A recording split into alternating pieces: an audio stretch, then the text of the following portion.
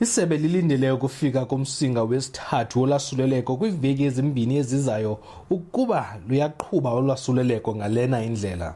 For us in the province, we have not formally entered the third wave, but all signs point to us being hit by the third wave in the next 2 weeks, if cases continue surging like they are. Ukufikelela kugonyo lwabo sebekhulile emaphandleni sengumcelimngeni.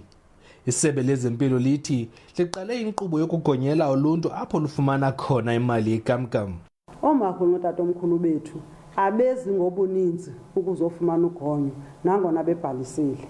So saqonda ke uba sibambisene nepartners zethu eziyi-private sector nesebe eli likazwelonke lezempilo.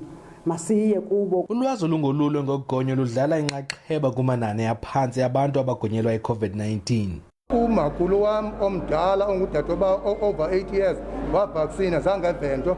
Umama wam ebemdala uvaccinile khangavento. Ndaqonda uba nam andinawushiyeka. Laa nto bekuthiwa zikhona eziphindisiweyo ngenxa yoba bezifumaneke zirongo. Abakange baphinde beve into yoba hayi kuphinde kwafika ezirayithi. Sele ziyi-774 indawo zogonyela i-COVID-19 kwiMpuma Kapa kwaye nee-clinics ziyancedisa. Ndingulwandile Mbulali, eMthatha.